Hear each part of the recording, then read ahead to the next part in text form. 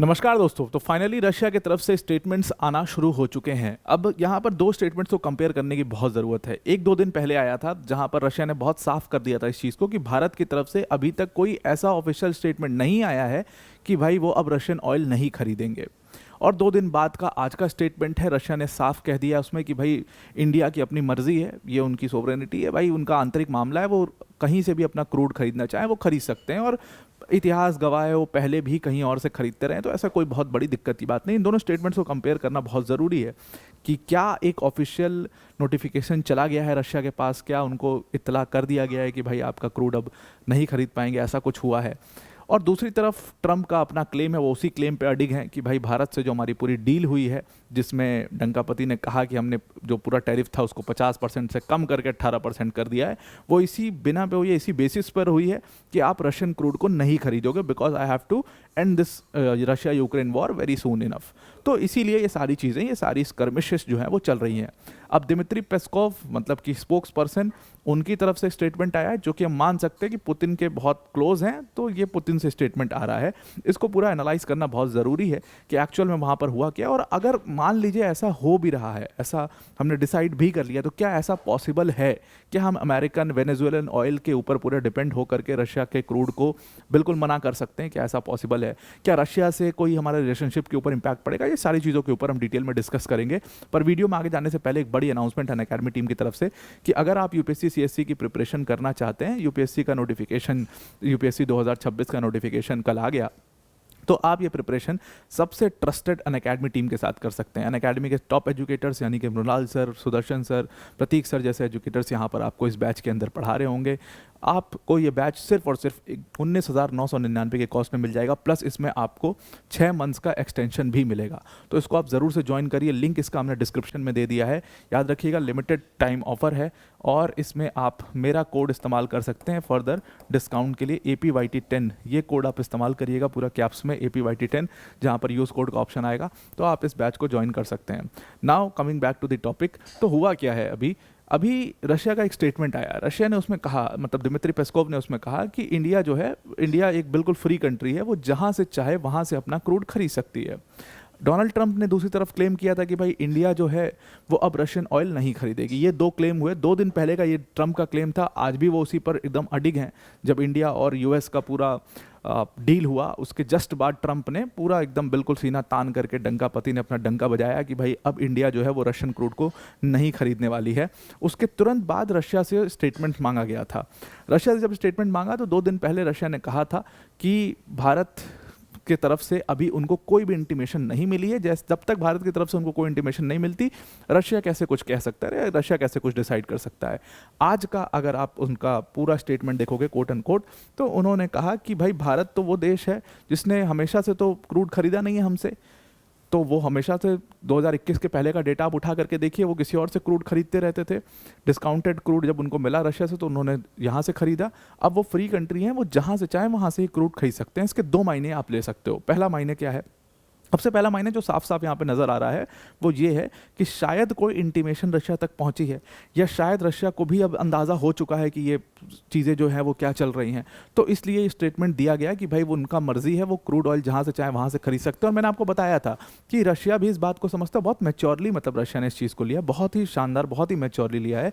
उन्होंने इस चीज़ को समझा है कि उनका डिफेंस जो है, हमारा डिफेंस ज़्यादा इंपॉर्टेंट मुद्दा है, डिफेंस के ऊपर हम दोनों देश जो हैं वो एक साथ हैं, और बाकी चीज़ें जो हैं वो चलती रहती हैं ट्रेड में, इंटरनेशनल ट्रेड में। तो इसलिए उन्होंने ये स्टेटमेंट दिया कि वो चाहे तो रशियन क्रूड खरीदें, वो चाहे तो कहीं और से क्रूड खरीदें, हम उनको रोक थोड़ी सकते हैं। डोनाल्ड ट्रंप का जो क्लेम है वो इसको एक विक्ट्री की तरह दिखा रहे हैं कि देखो रशियन क्रूड की जो सप्लाई थी वो हमने रोक दी है। अब अगर हम सबसे पहले डेटा पर आए, थोड़ा सा डेटा को थोड़ा सा टटोलने की कोशिश करें, तो भारत जो है 1.5 million barrels Russian crude per day मंगाता है। अगर इसको बहुत कम भी कर दो, अभी जैसे कहा जा रहा है कि कम भारत ले रहा है, तो भी ये 1.2 मिलियन बैरल्स पर डे या 1.1 मिलियन बैरल्स पर डे से नीचे नहीं जाता है, इतनी डिमांड है भारत की। तो 1.5 barrels per day Russian crude Bharat में आता है पर डे। अब क्या वेनेजुला इसको कवर अप कर पाएगा, क्या यूएस वेनेजुला मिल करके इसको कवर अप कर पाएंगे, इस पूरी डिमांड को फुलफिल कर पाएंगे? That is not at all possible. मैंने अपने पिछले वीडियो में ही डिस्कस किया था, वेनेजुला प्रोडक्शन के बारे में हमने पूरा देखा था कि निकोलस मादुरो और उनके पहले जब से वहाँ पर एक सोशलिस्ट गवर्नमेंट आई थी, प्रोडक्शन बहुत ही ज़्यादा डाउन हो चुका है। कई सारी रिफाइनरीज बंद हो चुकी हैं, उनको दोबारा खोलना, उनको दोबारा प्रोसेस में लाना, इसमें एक बहुत लंबा समय लगने वाला है। कम से कम 10 साल लग जाएंगे इसके अंदर। और फिर प्रोडक्शन को उस लेवल पर बढ़ाना, कम से कम 3 मिलियन बैरल्स पर डे की कम से कम प्रोडक्शन होनी चाहिए उनकी, तब जा करके वो इस डिमांड को फुलफिल कर पाएंगे, जो कि बिल्कुल भी एकदम भी आपको पॉसिबल दिखता हुआ नहीं दिखता इतनी जल्दी। तो 10 साल कम से कम उसमें लगेंगे। तो एकदम से रशियन क्रूड खरीदना भारत बंद कर देगा, ऐसा नहीं हो सकता है, हो ही नहीं सकता, डेटा से ही नहीं हो सकता। दूसरी चीज़, अब देखिए भारत जो है वो रशियन क्रूड का सेकेंड लार्जेस्ट बायर है, और रशिया को भी इसका एक बहुत बड़ा फटका अपनी इकॉनमी पर झेलना पड़ेगा, जो उनका पूरा वॉर चल रहा है। तो will they let it happen? I don't think so. वो कहने की बात है कि इंडिया कहीं से भी खरीद सकता है, वो अंदरूनी बातें, ये सारी चीज़ें चल रही होंगी। अब दिमित्री पेस्कोव का ही इसके ऊपर स्टेटमेंट आया है, कोट अनकोट, मैं इसको समझाने की कोशिश करता हूँ। दिमित्री पेस्कोव ने साफ कहा है कि अगर वो भारत अपने सोर्सेस को डाइवर्सिफाई करना चाहता है, वो बिल्कुल डाइवर्सिफाई कर सकते हैं। यहाँ पर देखिए कहीं पर भी ट्रेड को रोकने की बात बिल्कुल भी नहीं चल रही है। उन्होंने कहा कि वो अगर अपने सोर्सेस को डाइवर्सिफाई करना चाहते हैं, यानी कि वेनेजुला से खरीदना चाहते हैं, यूएस से खरीदना चाहते हैं, या कहीं से भी खरीदना चाहते हैं, वो खरीद सकते हैं।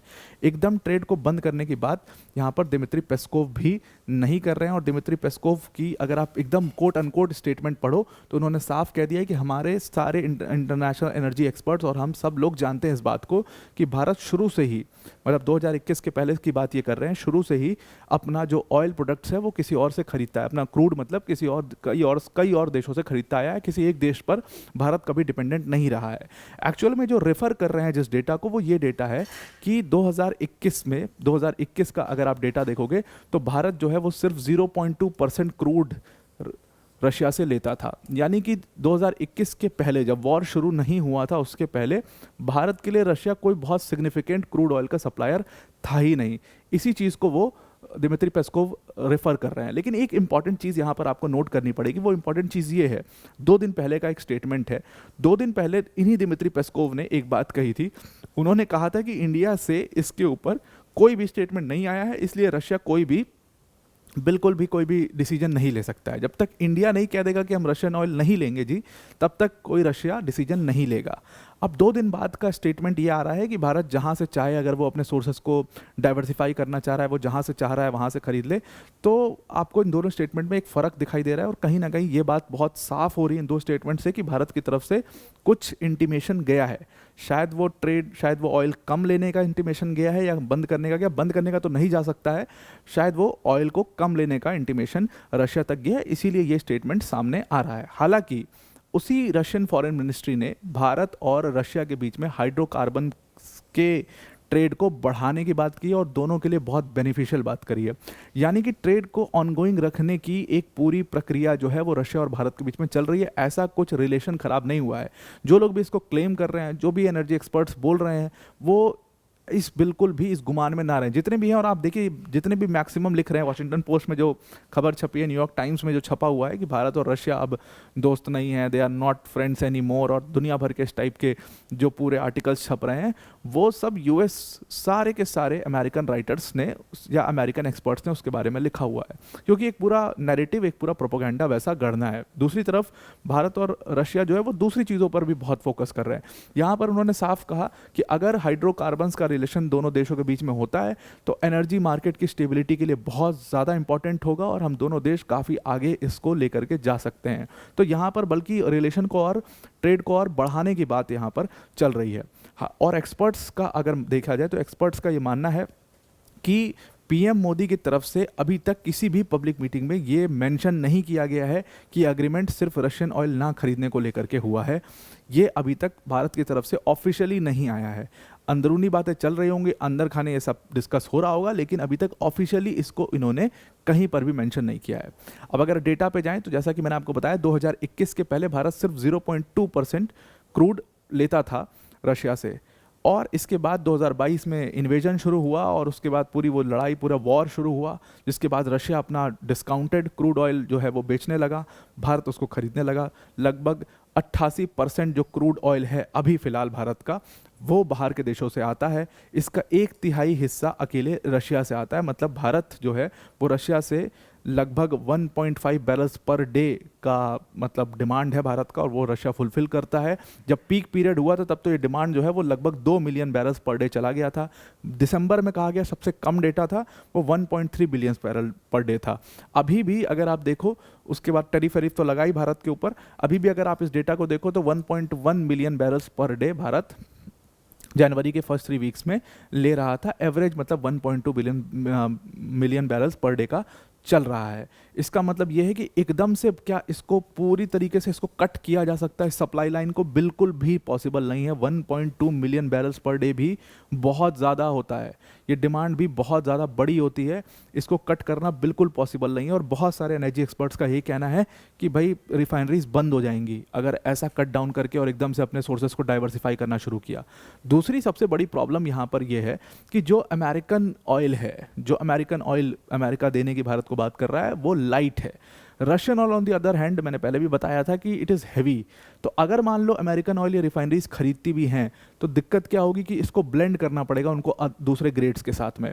ब्लेंड करना होगा तो फिर उसका एडिशनल कॉस्ट आएगा और फिर वो महंगा हो जाएगा। ये बात ये बहुत अच्छे से समझते हैं। तो एक सबसे बड़ी एक टेक्निकल क्वालिटी वाइज प्रॉब्लम तो है ही, दूसरी वॉल्यूम की बहुत बड़ी प्रॉब्लम है। 2 million barrels, 1.5 million barrels per day बहुत बड़ा डिमांड होता है। सारे एक्सपर्ट्स का ये मानना है कि इसको फुलफिल कर पाना बिल्कुल इम्पॉसिबल है यूएस और वेनेजुएला का। फिर क्यों ट्रम्प बार बार डंगापति जो है फिर क्यों क्लेम कर रहे हैं कि रशियन ऑयल रुकवा देंगे? तो फिर भारत की डिमांड वो पूरी कहाँ से करेंगे? तो एनर्जी एक्सपर्ट्स का मानना है कि थेथराई है ट्रम्प की, और कोई बात नहीं। जैसे वो हर जगह थेथराई दिखाते हैं, वो थेथराई है, वो बिल्कुल भी पॉसिबल ये चीज़ नहीं हो सकती और प्रैक्टिकली पॉसिबल नहीं। और भारत कभी ऐसा नहीं करेगा, बिकॉज यहाँ पे हाहाकार मच जाएगा, भारत में हाहाकार मच जाएगा। भारत की इंटरनल डिमांड ही इतनी है, कैसे पूरी कर पाएंगे? वो अपने यहाँ पर उतना है नहीं प्रोडक्शन।